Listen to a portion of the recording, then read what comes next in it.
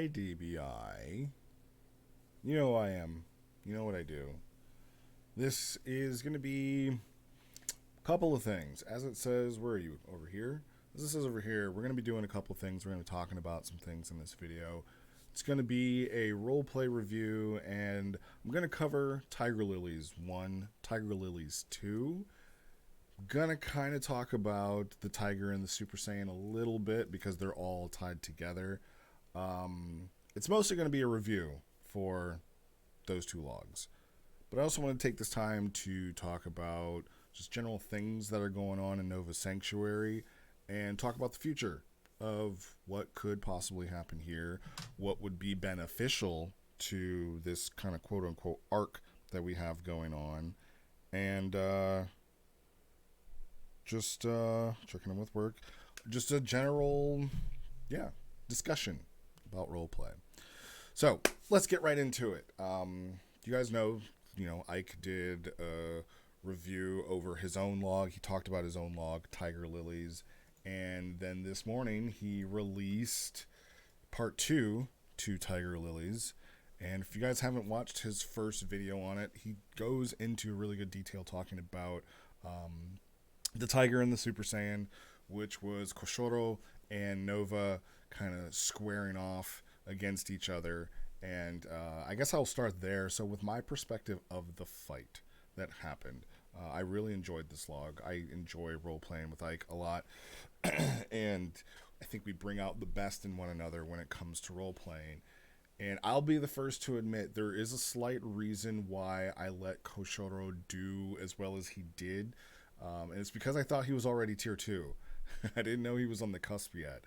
And the perspective as the stronger player here, to keep it fair, since we've sort of homogenized everybody down to tier 2 outside of their transformation, it's a little difficult to roleplay that character showing their strengths, knowing that as far as raw strength, talent, skill, we'll say almost stat points, they should be about even or equal. It's hard to kind of gauge that.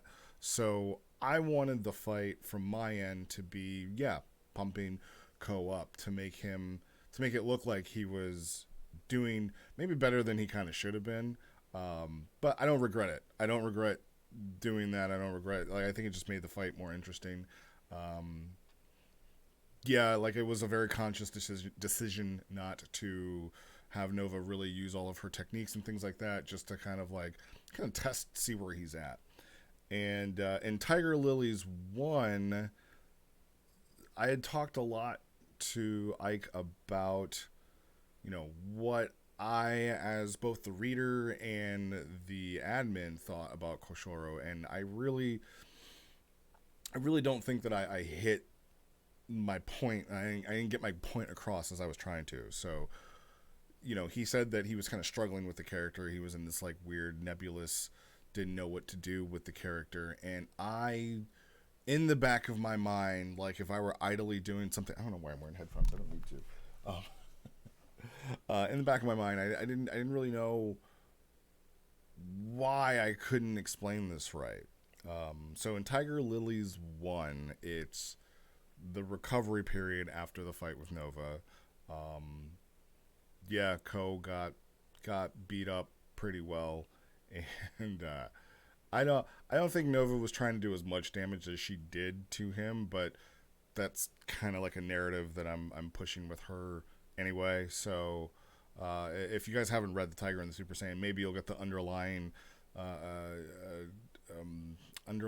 text, the words that are not being spoken and put on page as to why she's a little rough on him.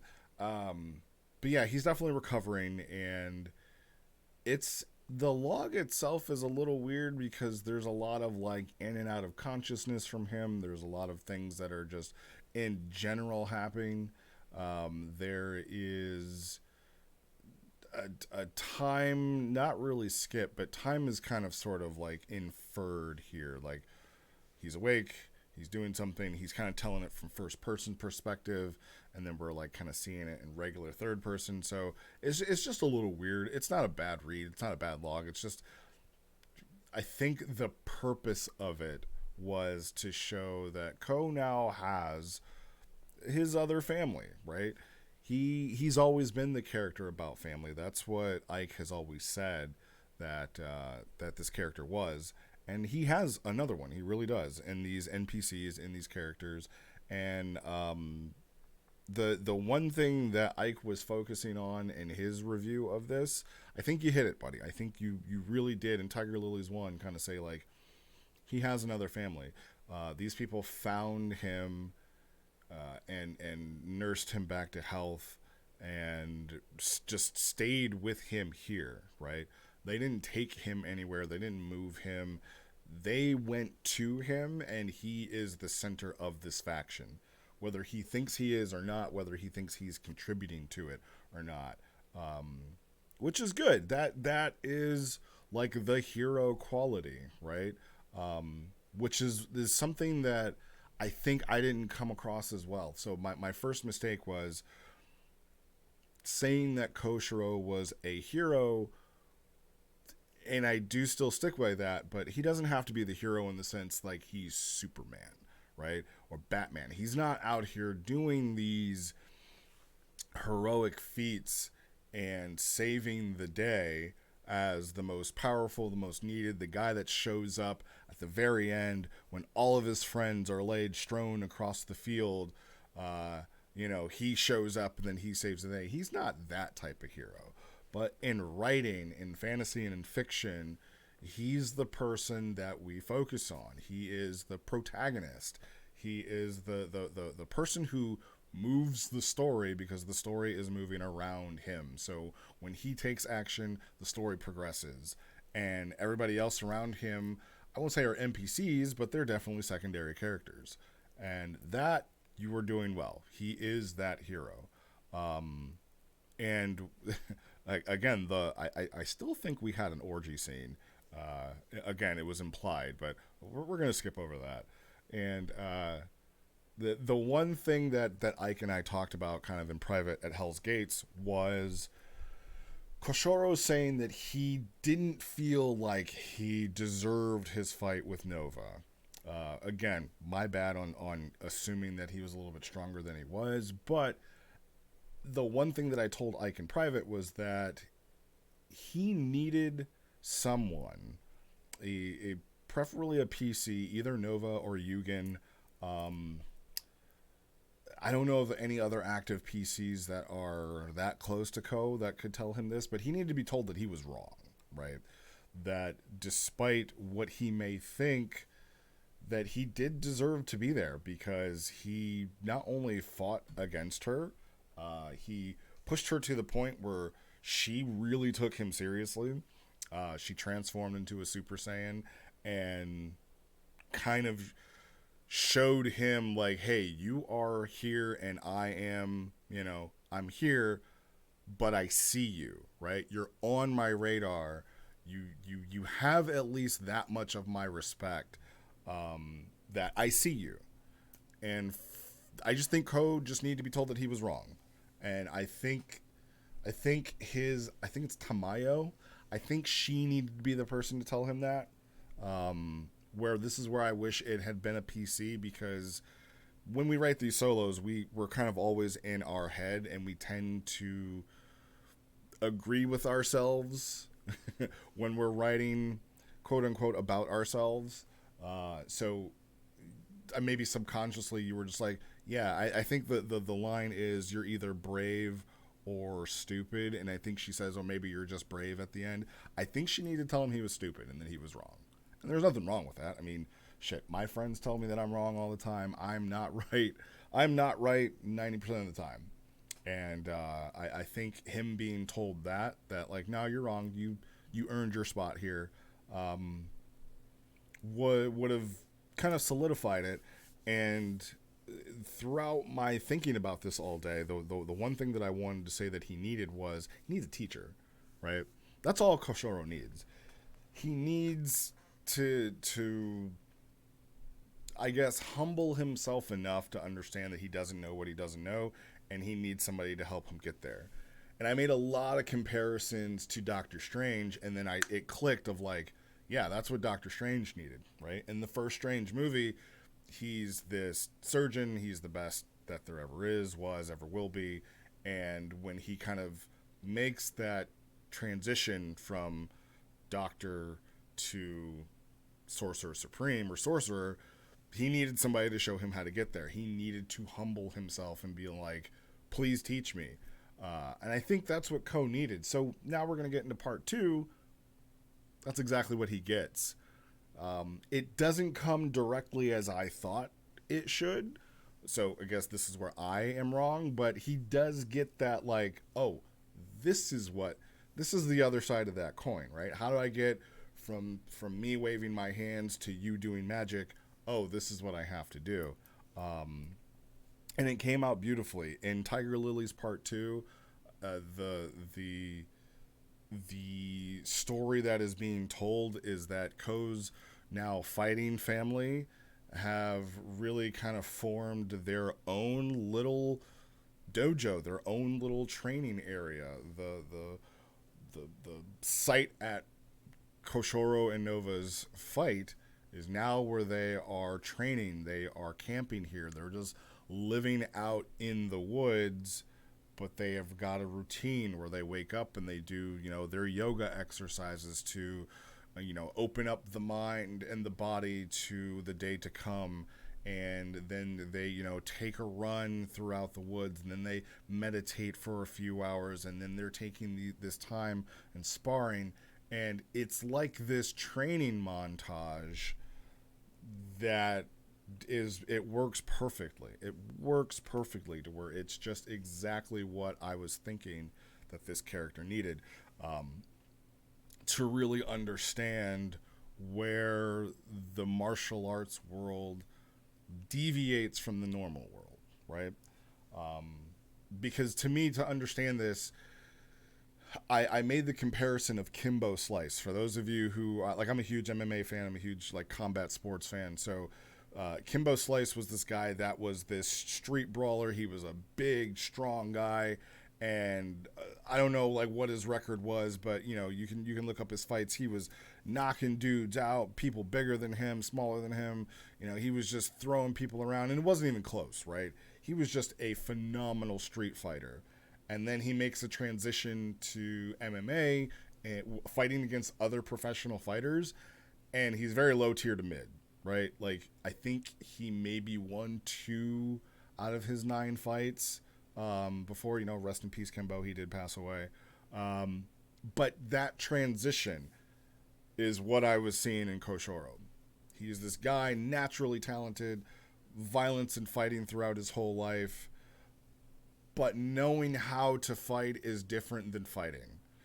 Knowing that, if you just hit somebody as hard as you can, yeah, you'll knock them out, but a trained fighter is going to dodge your wild uppercut. That one hit, they're going to dodge that and see that, oh, your shoulder is way out here, your head's way up, your feet are flat planted, and when you miss this, you're going to be completely off center, and then I'm just going to hit you right in the jaw and chin and rattle your brain, and you're going to be knocked out in one hit, right? And it's going to look completely different. I think that's what Ko needed. I feel like he was that guy that would just grab somebody, throw him to the ground, and pummel them in the face. He whatever his violent backstory was, he was just naturally gifted and talented and athletic. Given his Saiyan genes, his human genes, whatever, he was just a naturally gifted guy. And then he steps into the world of martial arts, and again, these are people where if you go to throw them to the ground, they know where their center of gravity is. They know that if they put their leg in between your knee and twist a certain way, you're going to be on the floor with your elbow in your mouth, and you don't even know how you did it. And for him to now be on the other side of that coin, that's exactly what this character needed. The whole Cyver thing, I think if I were to talk about that, I would say Cyver was his own thing, and as for the writer, don't let that bother you.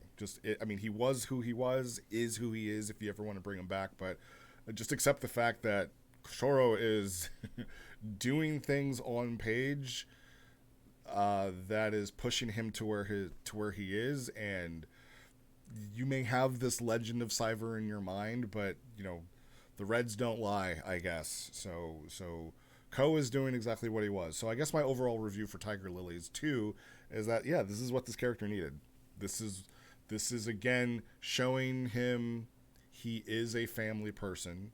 He has this new family. He has this new, kind of pairing. Maybe he has a new main squeeze, who knows, but he definitely is someone who naturally draws people to him, and he needs that to keep him grounded. And yeah, it definitely looks like he's having a good time. He's enjoying himself, and he finally at the end realizes that this person is leading meditation. This person is leading yoga. This person is leading on our physical training. This person is teaching us sambo and teaching us meal prep and things like that. And I'm learning all these things I didn't know. What can I contribute? Well, I have this natural ability. And I don't think it's sense. I don't think he's really training sense. If I were to say that a critique of this, I think that's where we missed the mark, because Ko has always kind of done things by instinct, and they've just kind of happened. And I think even you have said that he hasn't really known what he's doing. He just feels it and lets it come out. So I think he would need to first really deep dive in on what he's feeling.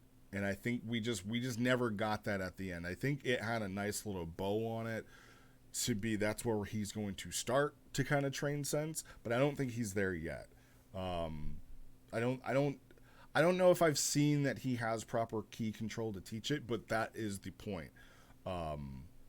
So if I were to offer a suggestion, maybe dive into that a little bit more, or not, and not even spend a whole log into it, but maybe it be something that he's more aware of. And I guess that kind of leads into the next part of just the sanctuary arc itself. There's a lot of people kind of doing exactly what this group is. And I think what would be good for Ko is that he starts to feel these other energies and maybe seek out more people. Maybe seek out, like, hey, maybe we should move camp because I just get this feeling we should move. And then like there's this T-Rex herd, and that's their their breeding ground, and they're super dangerous, right? I'm just throwing out ideas of what could be, for interesting stories for people.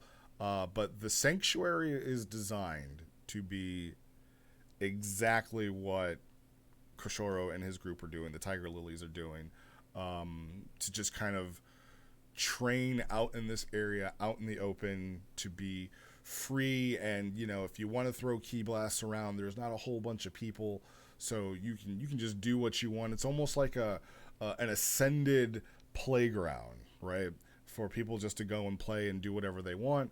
And there's also Nova's actual kind of school that she set up to where if people want to train directly under her or train at this facility, they can do that as well. But again, I mean, we're talking damn near a state's worth of open area for people to do what they want. And I think it's really cool that people are finally starting to do it. And I know that there is in Discord, I think you guys have been doing this document for maybe 2 months. So I'm really curious as to see what it could be. I'm not going to jump into the document and read it all. If you guys want me to read it, put it on the forums. But I feel like you guys have been doing some shit in this Google Doc. So hopefully you guys will put it on the chat channel eventually, because if it's as long as I'm thinking, I mean, this might be 2 or 3 arcs all by itself. So, and I know that there's a lot of people in it. Hopefully you guys are actually going to join the chat channel so we can see it and be kind of like regular parts of the community, because what I kind of feel is happening right now is that we have the chat channel and then we have this Discord thing, and they're not really lining up, and I don't really know why. I don't really know why we don't have you guys like incorporated into it. So hopefully that gets done. And I guess towards the future, we need for a certain character to really get moving. Using because the whole kind of purpose of this was again to gather all these martial artists together, and one, it was just so that there was like a central location for everybody on page to just be, so there wasn't this like, oh, I can't role play with you because I'm on Nig Yellow, and I can't role play with you because I'm in Hydia, and I'm here and I'm there, and my character just has no reason to be there.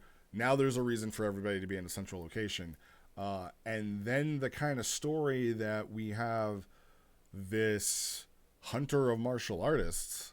Yeah, this should be your hunting ground, buddy. Like I think it's time to start hunting, and to get going with that because the last I checked, like he's kind of got some backup, and the the prey is kind of getting outside of his wheelhouse a little bit. I mean, Koshoro is going to be almost tier 2 here soon, if not. Um, Yugen has been training, and I feel like it might be a python trying to swallow a crocodile at this point, and maybe bigger, biting off more than he can chew. But I don't see that there's nothing that's going to fully deter Fusion from telling his story about like he's just this person out with this quest. But I think that we're kind of waiting a little bit to get this ball rolling. So yeah, this has been a long-winded review, but good job to Koshoro. If anybody wants to throw hands, it is combat month, so I keep hearing from this weird man in a mask.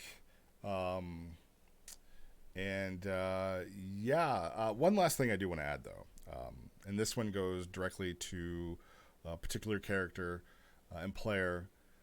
Congratulations to Indon. I saw today that you are now tier 4, and people, you can go farm your reds off him now, being that Nova is no longer the strongest character in the universe, but she's not, because we all know that there was a certain green Namek who made it very clear he could solo her. So congratulations to Indon, and man, wouldn't a rematch be fun in the combat month? Although, well, I mean, the green stain that's about to happen too, so maybe, maybe. But I'd like to see that. We should probably do that. So, and then Nova will have 4 Dragon Balls. And then we just need 3 more, and then we can resurrect Genesis, right? Maybe?